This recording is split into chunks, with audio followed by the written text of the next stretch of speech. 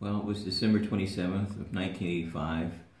That particular day, I was at my father's home that day, my mother and father's home, spending time, and over the convenience store that I owned, operated, Andy Young came through. He was somebody who was a friend of my dad's in the days of the Civil Rights Movement, and he would frequently stop by and patronize the business, and people called who were working and said Andy was there, so he had come over. We had spent about 2 hours together, and it was approaching about 6 o'clock, where I was going to give everybody time off from work and work at the store myself, which I would do from time to time. I got there perhaps around 6:15 or 6:30. About the time the evening news was coming on, I had a small television set that I would watch the news on from time to time. And of course I heard this horrific story about a terrorist incident over the Rome airport, Rome, Italy, where there have been people who have been killed. And at that point I was traveling about 60 to 80,000 air miles a year on business, and it really stunned me when I heard that story. Little did I know that I would really experience a horrific incident myself right there at that convenience store less than an hour later. And really it was shortly after 7 p.m. that evening. A car pulled in. It pulled into a remote location in the parking lot where you could not see it. Two men entered the store. One of them went to a cooler to get a soft drink out. The other one opened up the flap on his overcoat and extended a sawed-off shotgun and began walking toward me. Immediately knew it was an armed robbery, so I fully cooperated. There was a gun on the premises. I've been a fool to have tried to abuse it.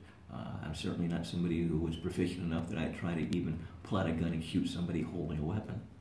But I raised my hands, opened the register, provided them with all of the cash. They didn't ask me to lie on the floor of the store. I thought that perhaps they might take a billfold out of my back pocket. Instead, they started kicking me pretty violently with these steel-toe work boots that you could see from the floor. And then one of them said to the other one, "Shoot him." And the person with the gun basically fired that sawed-off shotgun, being less than 2.5, 3 feet away from me.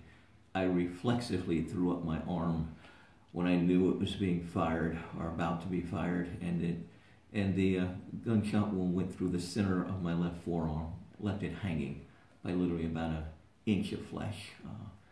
These two guys fled immediately.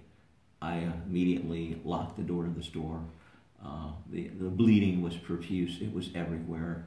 My arm swelled up literally immediately from that injury, and it looked like the inside of a lobster tail or something to see the flesh. I got on the phone, called for help, and within about 10 minutes, the State Highway Patrolman responded to the call. I'd also called my parents. They only lived about a 10-minute drive away. I stayed on the phone talking to my sister Andre until, of course, help arrived. My father arrived at the convenience store at that time. It was a trooper by the name of Bennett. He immediately tried to do what he could to put a tourniquet on the arm, but the bleeding was extreme and it was severe. I was lucky I maintained composure and could think as opposed to panicking because the blood loss was extraordinary.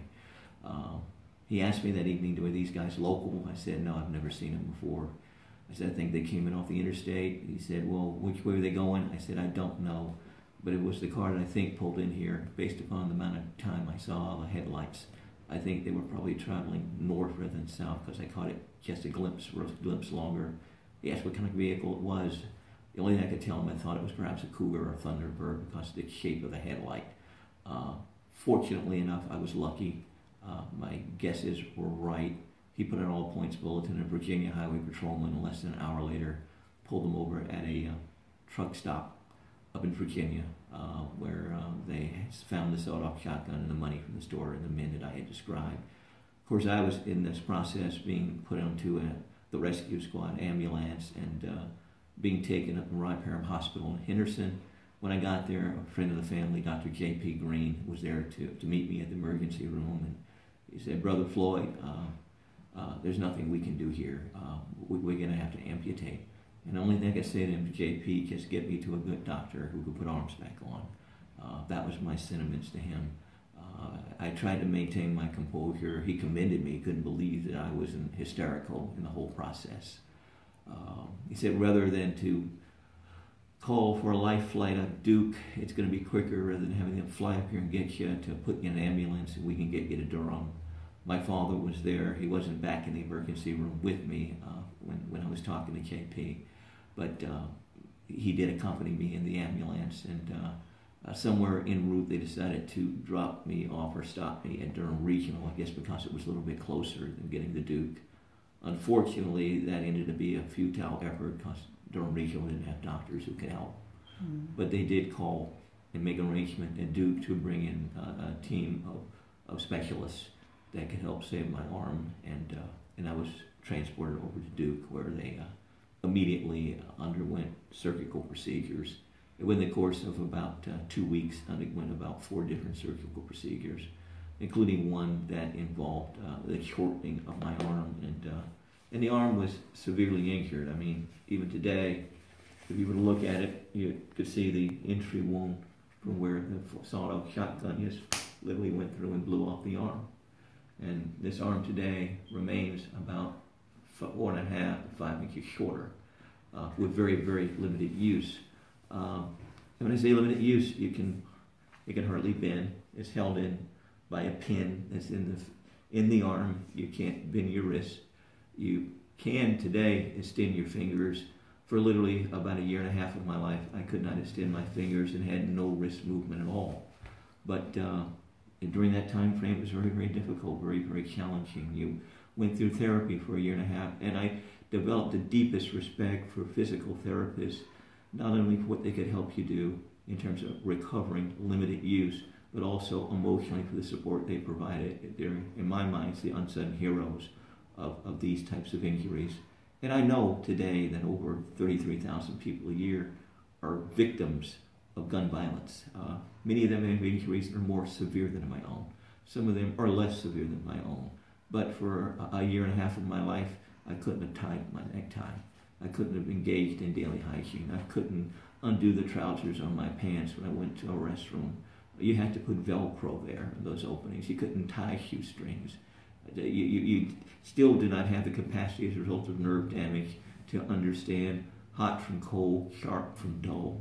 You can't flip your wrist, and that inside has very limited sensation. It took 3 years for your brain to begin to understand that that limited sensation, that numbness, was a normal condition that you would never overcome. I don't think people understand the extent to which an injury like this can be disabling. For over 1.5 years of my life, I couldn't go in a restaurant and order food that required using a knife because I'd have to ask them to cut food in the kitchen. So it could be small enough that I could eat it or consume it, and some of them didn't even understand why I needed to make that request, and you dare not get into the reason why. So, I mean, it's a disabling injury that I suffered. I think the important thing is that people need to understand that it's not just about the casualties that occur from gun violence each year. It's terrible, it's horrific. We should never lose those lives. It's so tragic in incidences such as Parkland that occurred last year. But we also need to understand that there are many, many, many more people that suffer the consequences of disabling injuries from gun violence. I just happen to be one of those victims. I understand what it takes to overcome those injuries. I was lucky. I had medical insurance. They listened. They didn't amputate my arm. I was lucky. I had medical insurance.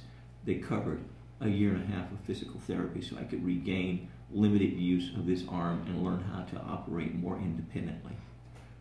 But if you don't have medical insurance, you might suffer the consequences of losing a limb.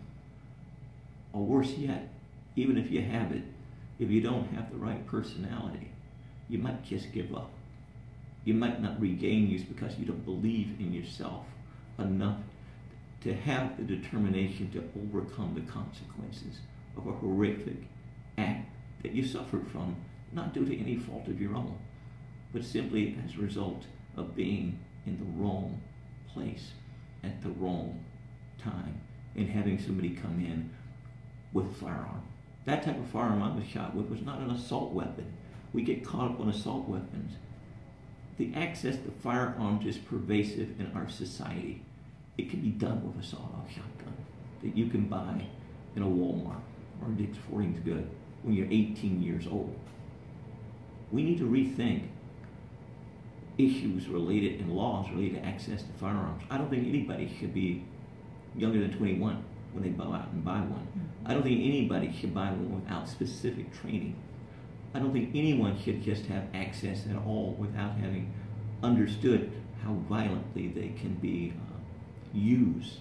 I don't think anyone should have them that isn't required to carry gun safety locks and trigger locks. When I was on city council, we had a trigger lock program we started in Durham, the first one in Durham's history, so that people don't accidentally discharge those weapons. Innocent children that have access and pick it up. Could be a pistol.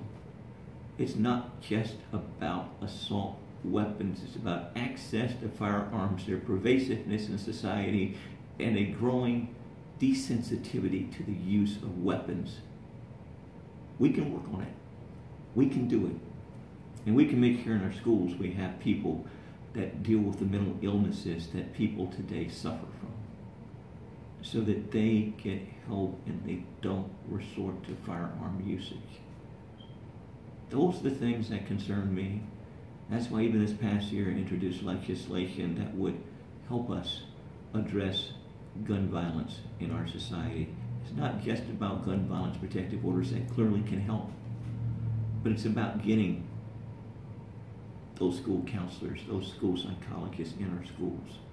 There's no reason why the national ratio is 1 to 2,000 students here in 1 to 700 students in the recommended national average for school psychologists, that in North Carolina we should have one for about every 2,000 students.